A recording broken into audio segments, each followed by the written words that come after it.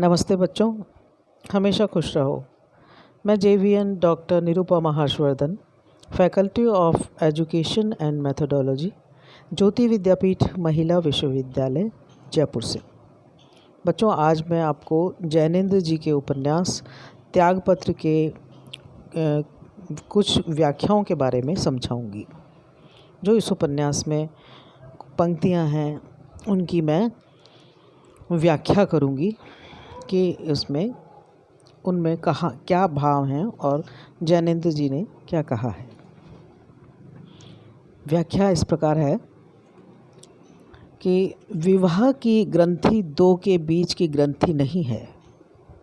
विवाह की ग्रंथि दो के बीच की ग्रंथि नहीं है, वह समाज के बीच की भी है। चाहने से ही क्या वह टूटती है? विवाह भावुकता का प्रश्न नहीं, व्यवस्था का प्रश्न है। वह प्रश्न क्या यूँ टाले टल सकता है? वह गांठ है जो बंधी कि खुल नहीं सकती। टूटे तो टूट भले ही जाए, लेकिन टूटना कब किसका श्रेयस्कर है।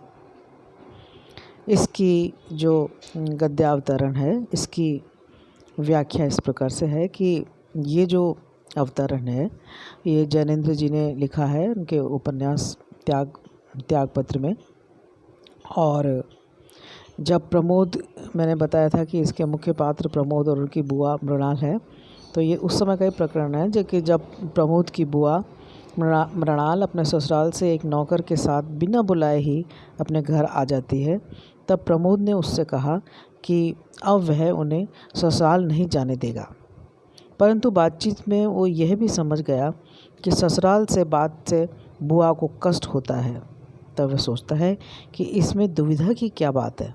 वो जगह नहीं पसंद है तो वहाँ नहीं जाना चाहिए। बस विस्तार से इसको अगर समझें तो इस तरह से समझ सकते हैं कि बस कहने वाला प्रमोद उस समय तो अपनी बुआ मृणाल को बड़ी आसानी से बस कह गया, परंतु उसका इस बस को कार्य रूप में परिणत करना कोई सरल बात नहीं थी।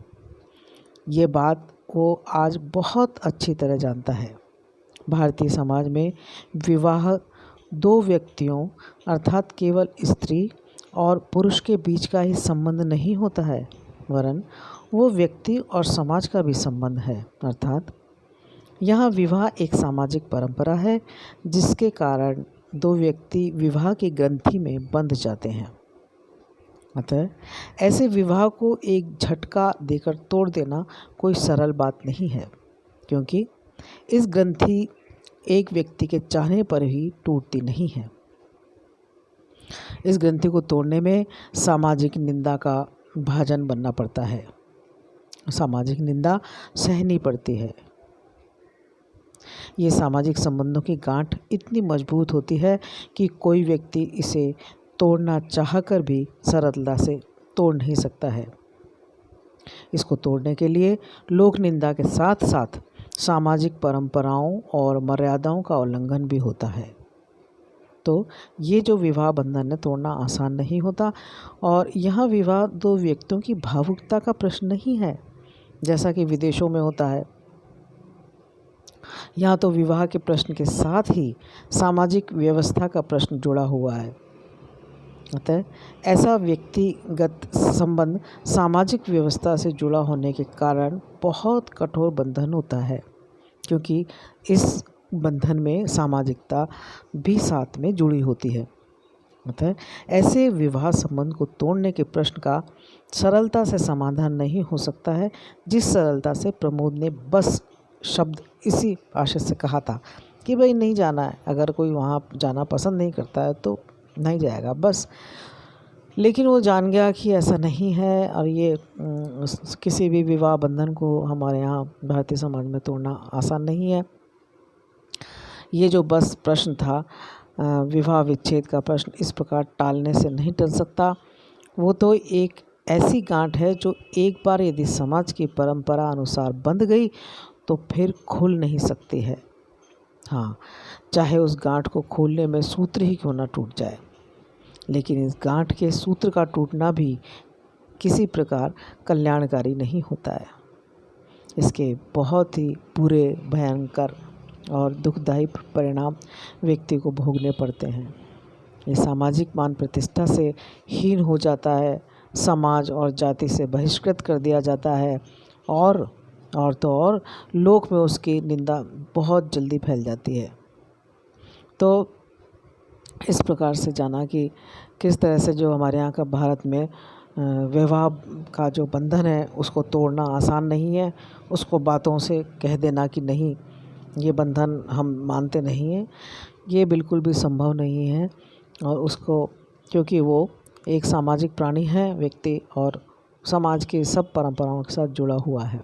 बहुत ही सुंदर तरीके से इस बात को इन्होंने, प्रमोद की बात को, जो विवाह की बात है उसको बहुत सुंदर तरीके से कहा है। और इस अवतरण की अगर विशेषता देखें तो देखते हैं कि जो भारतीय समाज में विवाह और की जो सामाजिक प्रथा के कठोर बंधन है, उसके स्वरूप में कि किस तरह से विवाह एक सामाजिक प्रथा है, इसका चित्रण लेखक ने बहुत ही सुंदर तरीके से और किया है और बहुत ही सुंदर शब्दों में इसको व्यक्त किया है। तो बच्चों, ये था इनकी व्याख्या। प्रमोद ने जो बात कही उसको इस तरह से समझाया मैंने कि किस तरह से उसने अपनी बात को कहा और उसकी बात कहने का क्या अर्थ है। तो मुझे उम्मीद है कि आपको ये समझ में आया होगा, व्याख्या समझ में आई होगी। और आपके यदि कोई जिज्ञासा है, कोई प्रश्न है, तो आप मुझे कमेंट बॉक्स में कमेंट कर सकती हैं। मैं आपकी जिज्ञासा का समाधान करूँगी। अगले वीडियो में आपको मैं इनकी एक और त्यागपत्र की एक और व्याख्या समझाऊँगी। नमस्कार।